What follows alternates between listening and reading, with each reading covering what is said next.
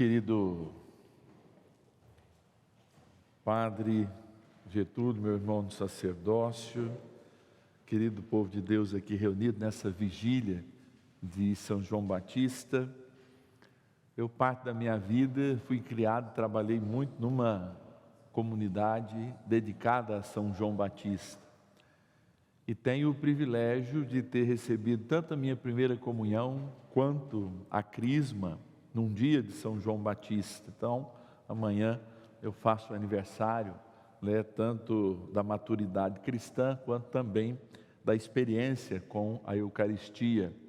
Uma que eu recebi aos 10 anos e a outra aos 11, E já desde aquela época me meti a ser catequista e aprender mais sobre a palavra, especialmente inspirado por São João, que, como no início, a animação inicial ia nos dizer, que entre o maior entre aqueles nascidos de mulher, e de fato assim o é. A figura de João Batista era uma figura muito famosa no tempo de Jesus. E eu vou dizer, se a gente fosse falar de sucesso, Jesus estava muito atrás de João Batista, porque todos aqueles que passavam pelo batismo de João, de fato falavam muito bem das suas pregações, e João tinha um testemunho também muito eficaz. Não é à toa que ele confirma, inclusive, como precursor que é, o caminho que é Cristo. Ele que aponta, como a gente aponta a Eucaristia e diz: eis o Cordeiro de Deus. E ele também, como todo bom profeta, desaparece diante da profecia, quando tudo aquilo que ele, enfim, profetizou, inclusive chamando o próprio Senhor, o seu primo, de Cordeiro de Deus, o batizando, O autor do batismo foi batizado por ele na cruz, quando ele se revela sendo nosso Deus, expiando todos os nossos pecados, A palavra de João continua a ecoar, mesmo ele já tendo perdido a sua vida, mesmo tendo sido degolado por uma vaidade do poder. E aqui eu acredito que fala muito ao nosso tempo, Como o poder sobre as coisas é vaidoso, assim como Herodes, por uma vaidade, manda que ele seja degolado, assim também como a profecia, ela fala sobre a nossa vaidade, ou seja, fala do nosso distanciamento de Deus e dos enormes abismos que a gente cria em nossas vidas para, de fato, não permitir que a gente consiga trilhar uns caminhos de santidade. E aqui a gente não está falando de moralismos, porque muitas vezes a gente acha que o caminho da santidade é um caminho que constrói inúmeros moralismos. Muito pelo contrário, é o caminho de amor, porque o amor é a profecia cumprida. O amor é essa realidade. E o saudoso Papa Bento XVI, quando escreve uma carta falando da verdade na caridade, ou seja, a verdade no amor, a verdade na misericórdia, como depois o Papa Francisco tanto reflete isso também, eles vêm nos dizer justamente desse momento histórico que nós estamos vivendo. Um momento de relativismo da verdade e, portanto, um momento em que a profecia de Cristo, a partir do que ele viveu, muito mais até do que ele falou, mas a partir do que ele viveu, é uma constante que deve ser sempre lembrada. Mas vai incomodar o poder, especialmente a vaidade do poder.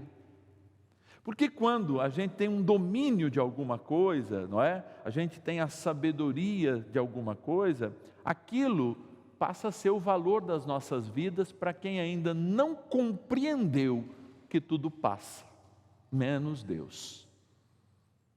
Então, nós somos odiernamente, todos os dias, contaminados pelas espécies de mundanismos. E esses mundanismos não são coisas claras, são como que armadilhas.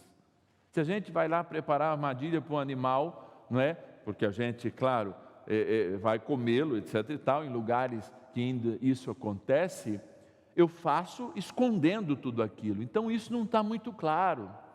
Mas o poder da profecia vai justamente fazer com que essa experiência no amor, ela se realize. E nós celebremos hoje e amanhã, tanto nessa vigília, quanto na solenidade de São João Batista, o precursor profeta que viu a profecia acontecer, enxergou a profecia encarnada e viu essa realidade. E tudo aquilo que ele falara, ou seja, sobretudo no arrependimento, coincidiu com aquilo que o amor viria completar, quando na cruz todo arrependimento ganhou sentido de expiação pelo sacrifício de nosso Senhor Jesus Cristo.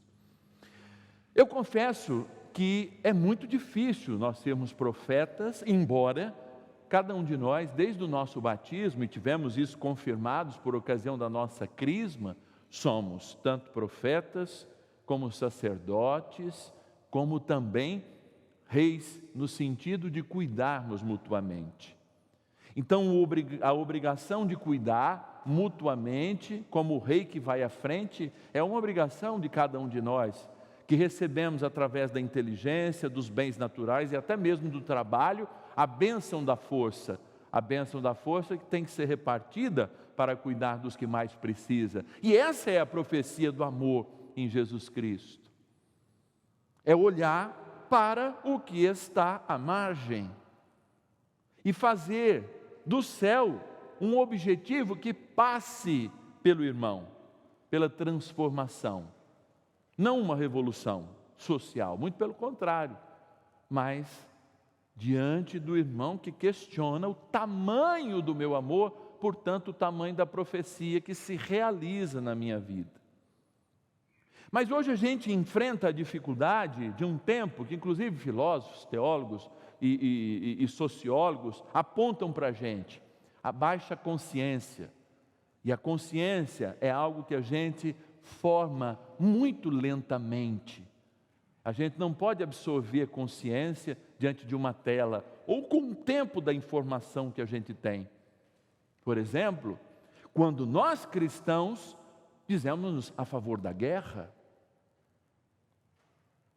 nenhuma guerra em sã consciência, por mais validade que ela tenha, para o cristão tem sentido a partir daquilo que ele aprende com Jesus Cristo. Então eu não tenho lado na guerra, o meu lado é contra a guerra. Cada país tem os seus méritos e deméritos, nós não estamos questionando aqui, porque para nós cabe sempre erguer uma única bandeira, aquela cuja pomba traz um ramo de paz. É por isso que a gente inicia o ano celebrando a paz, junto com Maria Santíssima. O dia da Mãe de Deus é o dia de celebrar a paz. E é por isso que nós hoje estamos recheados num mundo de guerra, com gente morrendo, uma guerra na África horrorosa, no Sudão. Recentemente, no dia 13, dia de Santo Antônio, 500 cristãos foram mortos, queimados em um assentamento na África, por serem cristãos, sob o jugo de outras formas religiosas. E nós ainda somos defensores da guerra. A gente toma lado. Diferente da orientação daquele que profetiza a paz. Mas profetizar a paz é uma distância que para ele não existe, porque ele é o proclamador da paz com a sua vida.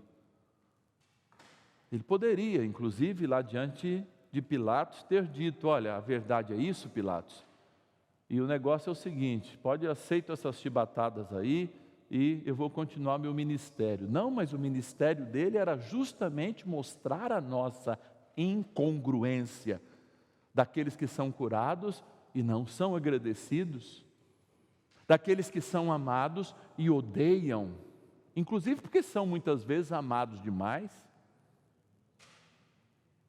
que não percebem a grandeza do amor como prática, embora sejam poetas do amor.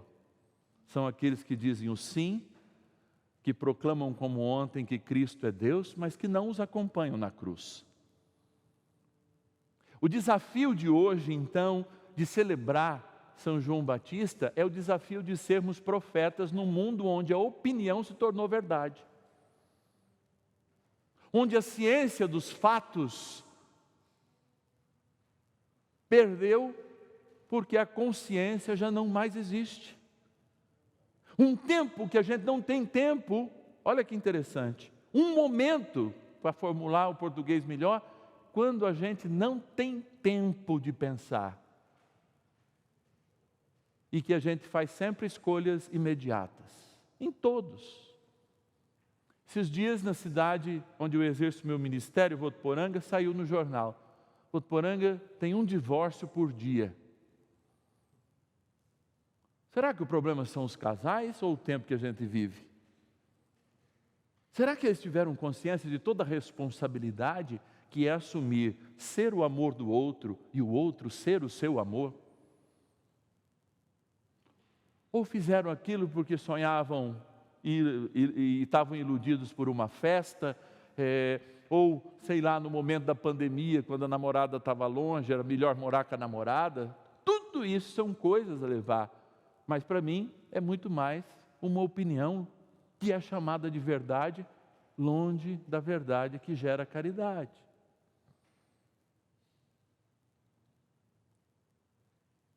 Em que tempo da história nós atuamos para fazer diferente? Eu não estou precisando falar na televisão, o padre tem essa oportunidade.